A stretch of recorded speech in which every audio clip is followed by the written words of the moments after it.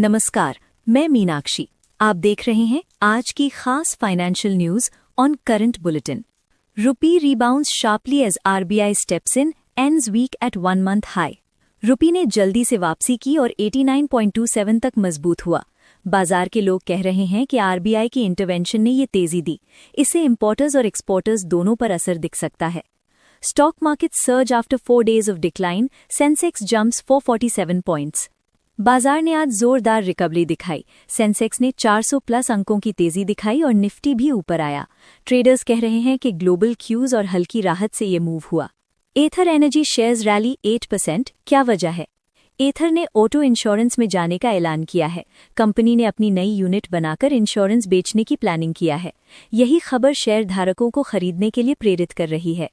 Tata power raises 2000 crore via issuance of NCDs. Tata power ने date के जरिए 2000 करोड़ जमा किए। कंपनी ने एनसीडी जारी कर फंड जुटाया है ताकि कैपेक्स और ऑपरेशन संभाले जा सके। ये कदम कंपनी के बैलेंस शीट मैनेजमेंट से जुड़ा हुआ बताया जा रहा है। Health tech firm Practo set to seek banks for 2026 IPO. Practo अब आईपीओ की तैयारी में बैंक ढूंढ रहा है। उनका लक्ष्य अगला साल यानी 2026 के दूसरे हाफ में लिस्टिंग का हो सकता है। ये हेल्थ टेक सेक्टर के लिए बड़ा संकेत माना जा रहा है। Citi sets 12-month bitcoin forecast at $143,000। Citi ने अगले 12 महीनों का बड़ा बुलिश फोरकास्ट दिया है।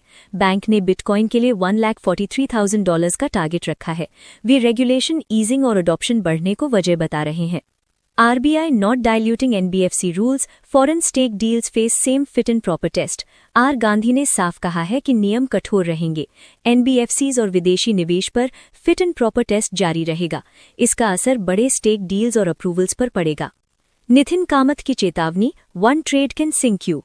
नितिन कामत ने ट्रेडर्स को रिस्क मैनेजमेंट पर सावधान किया। उन्होंने कहा कि गलत पोजीशन साइजिंग एक ही ट्रेड में बड़ा नुकसान कर सकती है, इसलिए स्मॉल साइज और स्ट्रिक्ट स्टॉप्स जरूरी हैं। Equities can stay disconnected from economy in short run, Gurmeet चढ़ा।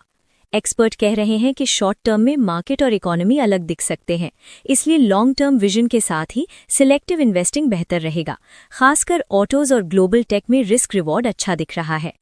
Volume shockers, ITI limited, Tata LG among top stocks to watch.